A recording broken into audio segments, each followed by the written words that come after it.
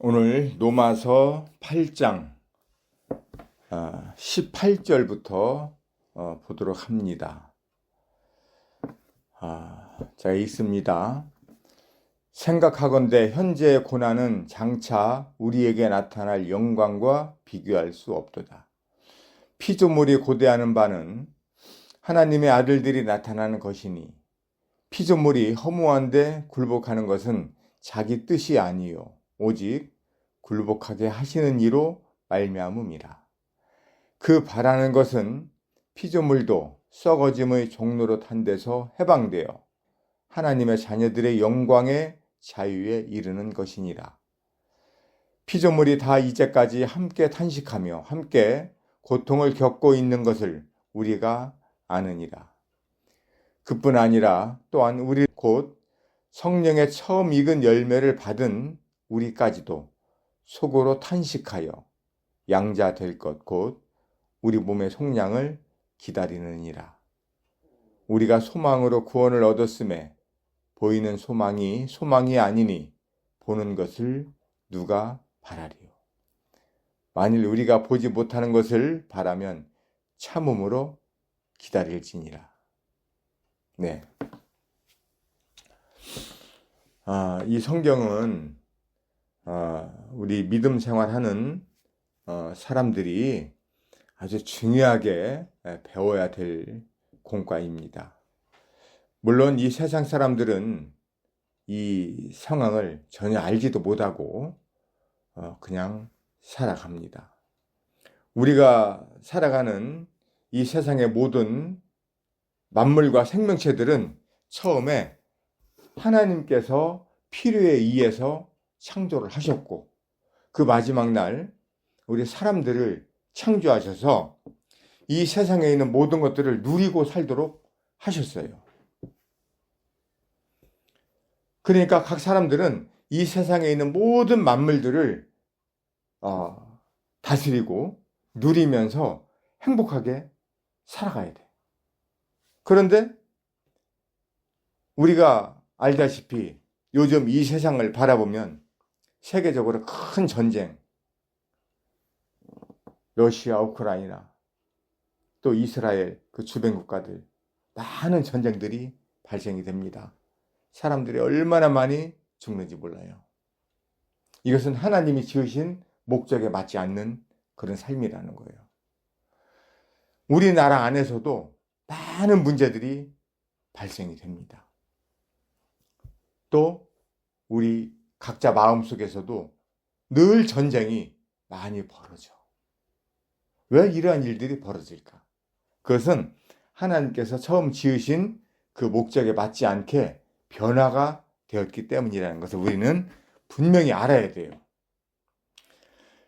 이러한 사실들을 모르는 사람들은 세상에서 행복하고 오래오래 잘 살기를 생각합니다. 그런데 살다 보면 그렇게 되지 않아요. 얼마 전에도 무안공항에서 그 보잉 그 비행기가 추락했잖아요.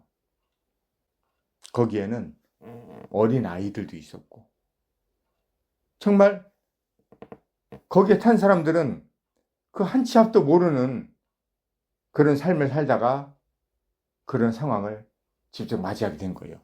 이것은 뭔가 잘못된 거예요. 이처럼 우리가 살아가는 이 세상은 왜 그러한 일이 벌어지는지, 또 우리가 살면서 많은 그 문제들 우리 앞에 계속해서 밀려와요. 그런 것들을 우리가 어떻게 알고 대처하고 나가야 되는지 알아야 됩니다. 저 자신도 이 진리의 말씀을 알기 전에는 살아가면서 그 문제들이 밀려올 때 우리가 살면서 이런 것은 당연한 거 아닌가? 그래. 운이 없어서 그래. 재수가 없어서 그래. 이렇게 생각하며 그 고난들에 정말 마음을 아프고 애써 참고 그렇게 하려고 하지만 거기에는 하나님의 다 뜻이 있다는 것을 우리는 알아야 돼요. 예레미야 3장 33절에 하나님께서 우리에게 주신 것은 이 근심과 고통은 그냥 준 것이 아니다. 거기에 분명한 다 뜻이 있다. 행복한 날에는 기뻐하고 곤고한 날에는 어떻게 하라고 했어요? 생각해라. 그런데 우리 사람들은 이러한 것을, 이 성경을 모르기 때문에 그냥 하루하루 자기 생각으로 열심히 살다 보면 좀 시간이 지나면 더 나아지겠지. 잘 살 수 있겠지. 이렇게 생각하며 살아갑니다. 그러나 하나님은 분명히 말씀해 놓으셨어요. 로마서 8장 18절 다시 봅니다. 생각하건대 현재의 고난은 장차 우리에게 나타날 영광과 비교할 수 없도다. 그랬어요. 이건 뭐냐면 현재 이 고난이 꼭 있다는 거예요. 근데 이 고난이 뭐라고 했냐면 장차 우리에게 나타날 영광하고 비교해 보면은 이 고난은 필요한 것이지만 아주 작은 것이다. 이렇게 놓으셨어요. 지난 시간에 우리가 공부했던 거 로마서 8장 17절 다시 한번 봅니다. 하나님께서는 하나님의 자녀들을 낳으셨어요. 그리고 하나님의 자녀들한테 뭐라고 말씀하셨냐면 로마서 8장 17절입니다. 자녀이면 또한 상속자, 곧 하나님의 상속자요. 그리스도와 함께한 상속자니 우리가 그와 함께 영광을 받기 위하여 고난도 함께 받아야 할 것이니라 그랬어요. 예, 하나님의 상속자들은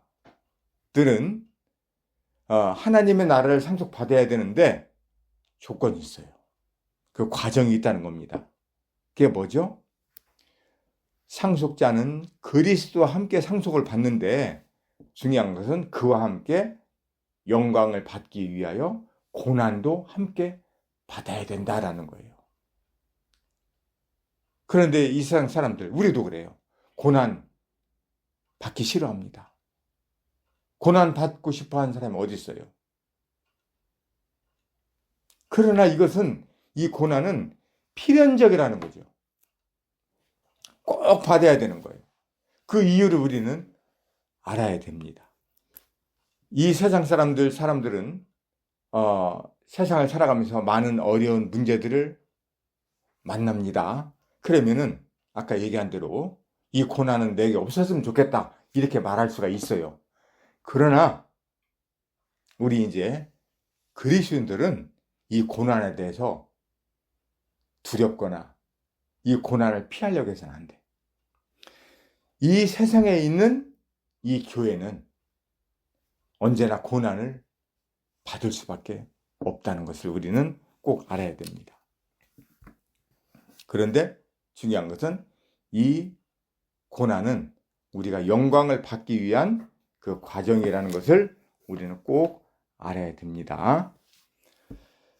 좀 전에 우리가 부른 찬송에도 보면은 1절에 봅니다. 저 높은 곳을 향하여 날마다 나아갑니다. 내 뜻과 정성 모두어 날마다 기도합니다.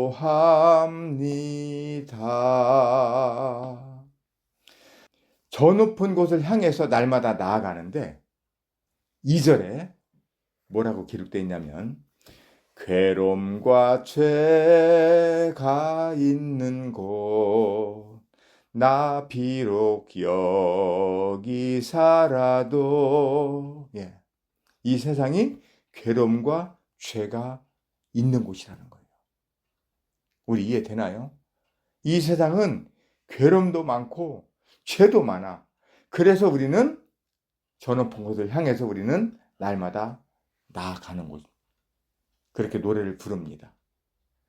빛나고 높은 저곳을 날마다 바라봅니다. 하나님이 이 성경에다가 이 세상은 괴롭고 죄가 있는 곳이지만 좀 더 이 과정을 지난 후에 빛나고 높은 저곳이 있다는 것을 성경에다가 그대로 다 기록해 놓으셨어요. 3절에 의심의 한계 거치고 근심의 구름 없는 곳. 우리가 살면서 의심할 때가 얼마나 많이 있고 또 염려하거나 근심할 때도 있어요. 이 일이 과연 어떻게 될까? 그러나 하나님께서는 이 의심의 안개를 거치고 근심의 구름을 다 거치고 인도하고 계신다는 거예요. 기쁘고 참된 평화가 거기만 있사옵니다. 이 세상은 늘 의심의 안개, 근심의 구름이 자욱하게 끼어 있어요. 근데 하나님께서는 기쁘고 참된 평화가 거기 있다. 이것은 지나가는 과정이다. 라는 것을 말씀하고 계시는 거예요. 4절에 또 보면 험하고 높은 이 길을 싸우며 나아갑니다. 다시금 기도하오니 내 주여 인도하소서. 험하고 높은 이 길을 싸우며 나아갑니다. 그런데 이 싸움이 이제 중요한 거예요. 이 싸움이 누구의 싸움이냐? 내가 싸울 수가 없어요. 이 싸움에서 승리하신 그리스도. 요한복음 16장 33절입니다. 이것을 너희에게 이르는 것은 너희로 내 안에서 평안을 누리게 하려 함이라. 세상에서는 너희가 환난을 당하나 담대하라. 내가 세상을 이기었노라. 이 죽음의 권세, 사망의 이 권세에서 그 사망의 권세를 깨뜨리시고 승리하신 그리스도께서 세상을 이기셨고 그 이기신 분이 부활하실 때 우리도 함께 포함시켜서 승리에 놓으셨다고. 그분이 우리를 인도하고 계신다는 겁니다. 내 주를 따라 올라가 저 높은 곳에 우뚝 서. 우리는 스스로 이 세상에서 일어설 수가 없어요. 우리는 세상에서 소경이고 세상에서 절름발이이고 우리는 문둥병자와 똑같은 병자들이라고 이야기했습니다. 왜? 그 죄성이 우리를 꽉 주관하고 있기 때문에 우리는 죄의 주동자에 의해서 살아가는 병자들이에요. 그런데 우리 그리스도인들은 말 그대로 그리스도인, 그리스도가 네 안에 있다. 그래서 이 세상을 이기신 그리스도. 그분으로 인해서 우리는 이 세상에서 우뚝 서서 살아갈 수가 있다는 거예요. 이 얼마나 영광이고 기쁜 삶입니까? 영원한 복락 누리며 즐거운 노래 부르리. 내 주여 나를 붙드사 그곳에 서게 하소서. 그곳은 빛과 사랑이 언제나 넘치옵니다.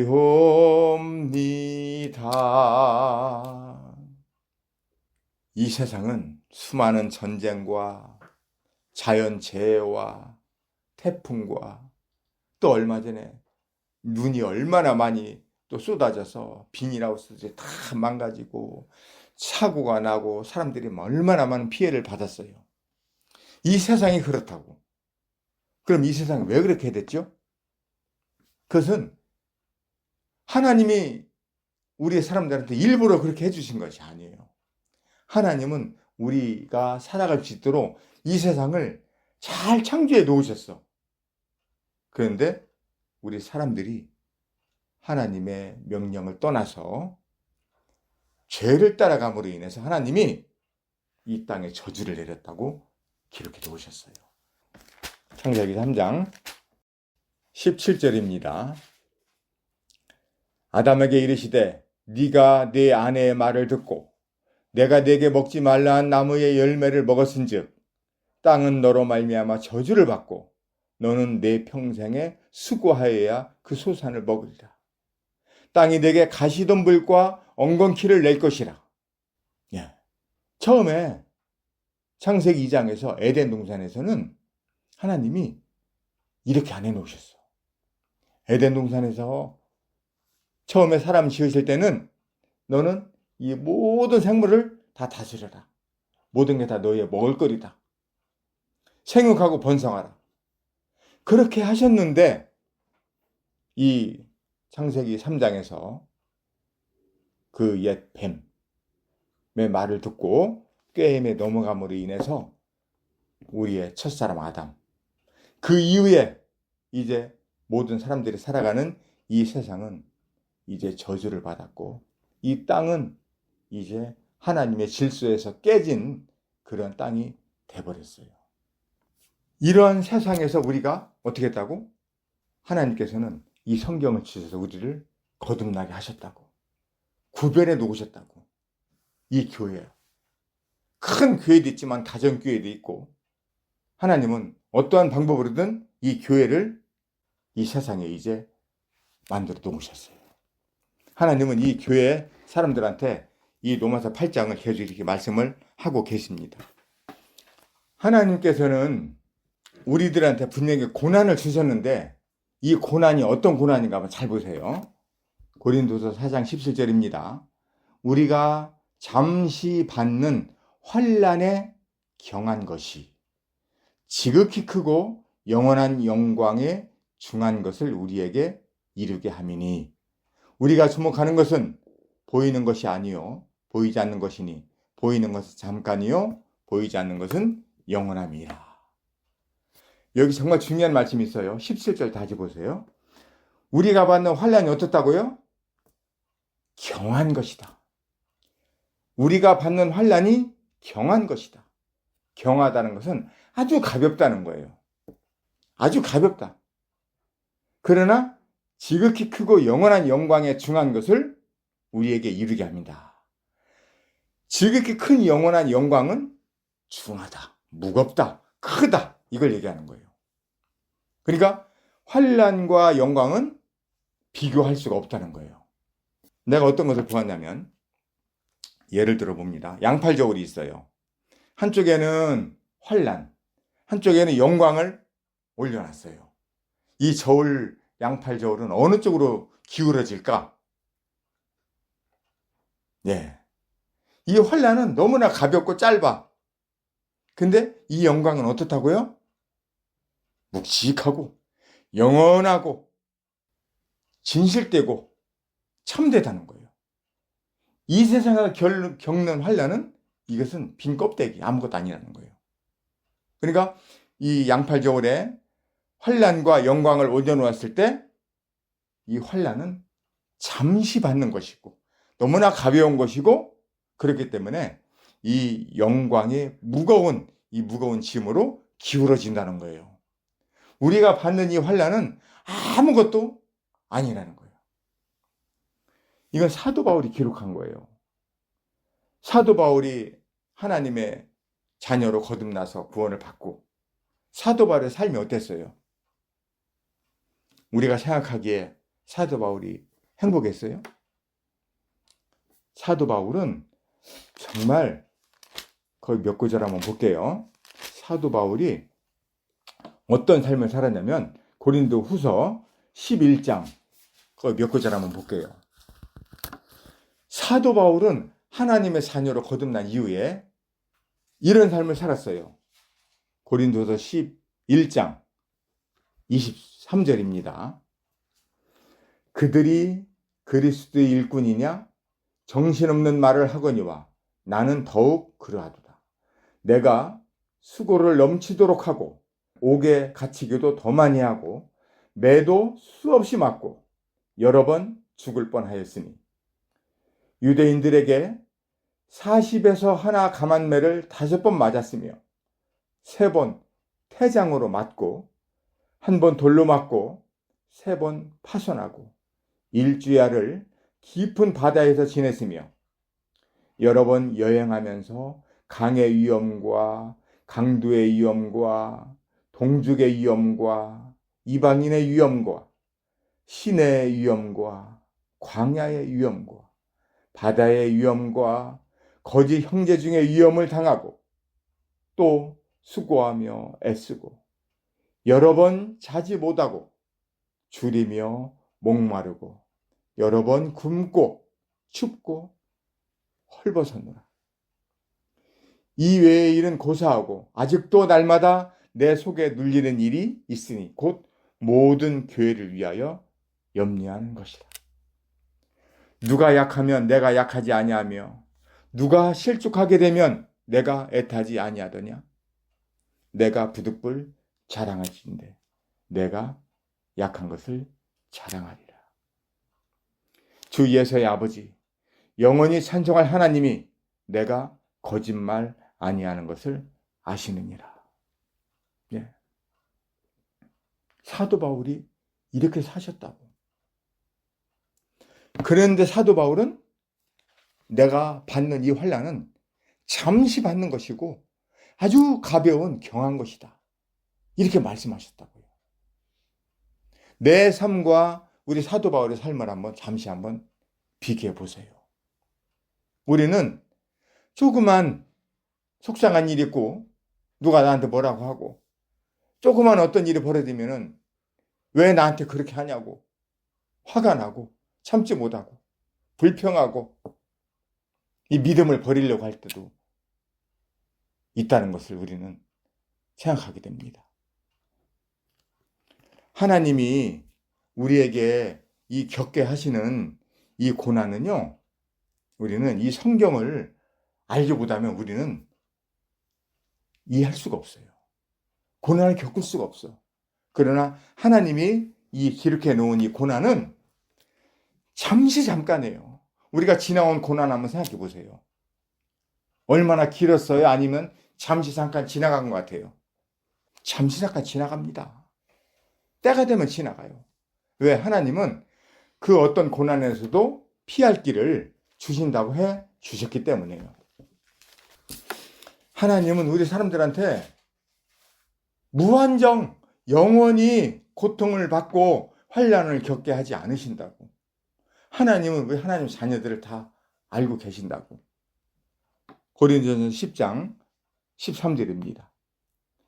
사람이 감당할 시험 밖에는 너희가 당한 것이 없나니 오직 하나님은 미쁘사 하나님은 진실되사 너희가 감당하지 못할 시험 당함을 허락하지 아니하시고 시험 당할 즈음에 또한 피할 길을 내사 너희로 능히 감당하게 하시느니라. 이거 하나님의 선포셔요. 그러니까 우리는 이 세상을 살면서 잠시 받는 이 고난들 있습니다. 이거 우리가 여기서 한탄해서도 안 되고, 하나님, 저는 하나님께서 계획해 주신 이 성경 말씀을 보고 알고 있습니다. 제가 지금 어렵고 또 순간 마음이 낙심하고 넘어지려고 할 때도 나를 인도하고 계시는 주님이 나와 함께하고 계신다는 것을 저는 압니다. 다시 로마서 8장 18절 다시 봅니다. 생각하건대 현재의 고난은 장차 우리에게 나타날 영광과 비교할 수 없도다.